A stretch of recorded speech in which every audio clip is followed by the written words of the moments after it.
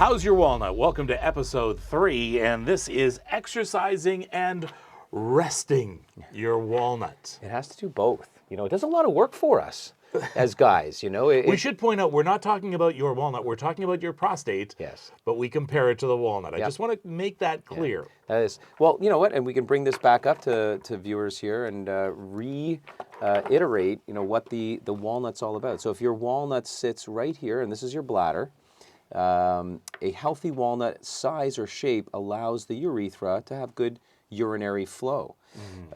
This is problematic. This is starting to swell here. You can see the urine backing up. That's because the walnut itself, or the prostate, starting to squeeze against the urethra.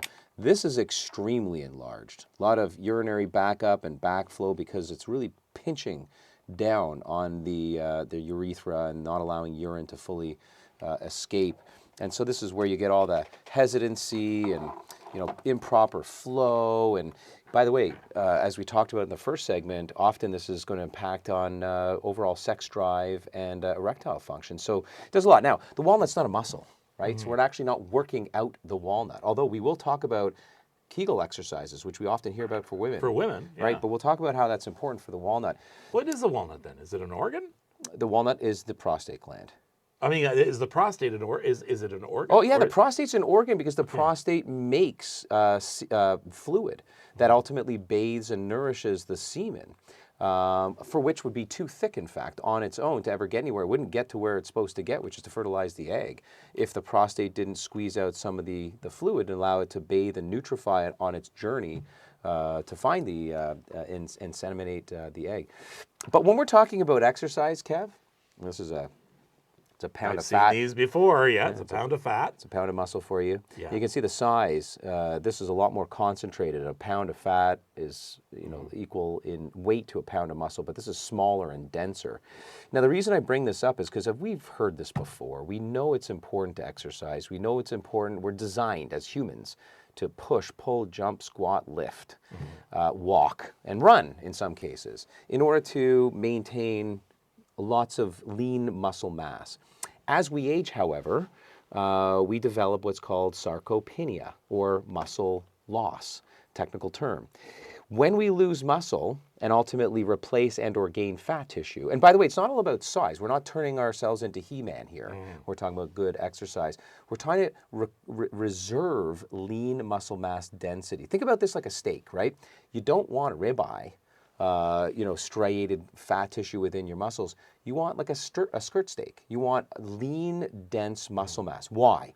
It boils down to the hormonal fluctuation that happens when we carry too much fat tissue. So I talked about, you know, in the first segment, the importance of the DHT from testosterone conversion. DHT feeds the prostate. So, you know, the analogy I want you to keep in mind is kind of like a visualization of different types of steak. What we really want is a non-marbled, non-ribeye. Ribeyes are very, you know, fat, marbled. What we want are muscles that kind of look like strip steak. So we want that dense, non-fatty, non-marbled tissue. And in order to do that, obviously, we're exercising, particularly weight-bearing on a daily basis. As I mentioned earlier, we're meant to push, pull, jump, squat, lift, run, and walk as humans. The key is this, Kev. The key is making sure that we maintain an optimal hip-waist ratio as well.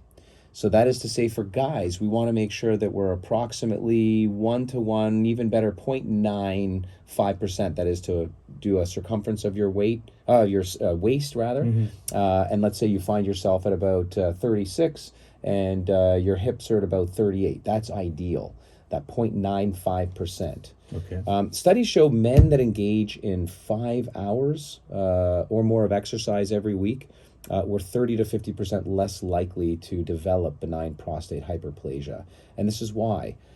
Fat tissue, this is the bottom line, contributes to estrogen production in the male body, whereas lean muscle mass helps to maintain that appropriate testosterone and DHT balance. Exactly. So with the more fat, especially around the abdominal area, the more estrogen there is. I talked earlier in the first segment how DHT contributes to enlarged prostate. Well, guess what? So does estrogen. So as a guy, we want to keep estrogen low. We We want to keep testosterone and DHT healthy. And you can ask your doctor for these tests, by the way.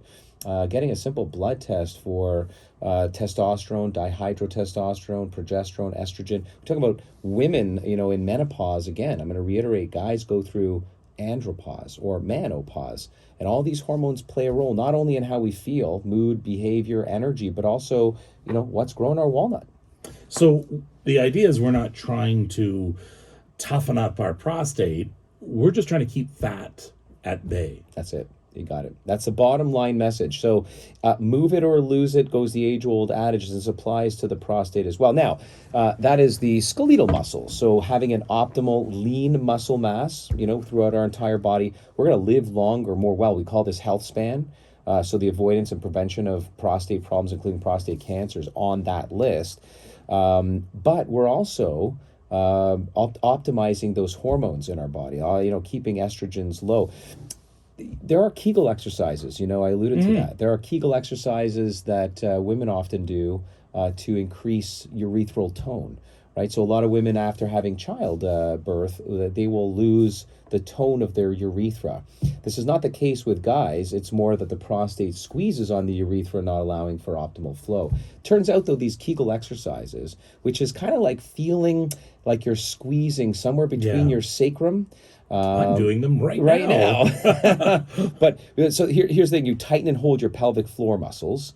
And it's almost like you imagine this for 5 seconds and you count 1, 1,000, 2, 1,000, 3, 1,000, 4, 1,000, 5, 1,000, and you release. You've just done a Kegel exercise. Okay. So it's kind of between the scrotum and the butt, that muscle there that you want to feel like that pelvic floor you're squeezing. Doing these actually increases blood flow and helps to tone the pelvic floor muscles so as to improve that urethral or the P flow that we were talking about before. Okay. Let's get into resting. Yeah. We don't give sleep enough credit. Yeah. We tend not to go to sleep until we're dead tired. Yeah. We don't really practice good sleep habits, but when it comes to our prostate, it needs the rest. And the one thing you've always taught me is while we might be resting, while we might be sleeping, our body is working overtime during sleep to fix things and keep things healthy. You got it. Sleep architecture. And this is literally like building optimal sleep. This is all about 4 stages and then what we call REM. So kind of 5 stages. So we get in a stepwise, we go down from stage 1 to 2, 3, and 4, and then we bounce up into dream state, which is not the deepest, it's the lightest phase of sleep. But the most important for rest and recovery, including your prostate. The prostate's a gland. It's got tissues within that needs rest and recovery, just like your brain, your heart, and every other organ in your body. And without good, deep stage 3 and 4 sleep throughout the night, your prostate can't recover. And I got a tip here for you as it relates to getting into that deep, restful sleep. I love Vogel. We're going to talk all about their prostate 1 momentarily as it relates to a solution. But this product here is actually, an incredible sleep type product that will get you more likely into the stage 3 and 4 that your body craves in order for that rejuvenation of the prostate. But it's not a drug. It's not a drug. It's actually made from hops. And the active is lupulin. The beer growers, they would fall asleep on the job a lot, and people used to think that it was actually that they were drinking on the job. They weren't drinking on the job. Hops, when it gets aerosolic, it floats around in the air, makes you tired. Really? Yeah. So this stuff here, a couple of drops of this in water is one of those tricks that I like to recommend to my patients that ultimately help to get into that deep, restful sleep. Here's the other thing about daytime stress that ultimately ramps up cortisol. Cortisol's like fire to the prostate. So we've talked about too much DHT, that fuels the prostate, causes enlargement. We've talked about too much estrogen. We've talked about insulin, when insulin is insensitive. So those 3 hormones, they blast the prostate, cause it to grow, cause problems. The 4th one we're talking about right now is cortisol. When cortisol's high, it's a stress hormone from not enough deep, restful sleep, but also stress during the day. So here's another recommendation. It's called Relax Spray, also made by Vogel. These guys they're a Swiss-born company, and they only use fresh herbs, which makes a huge difference in efficacy.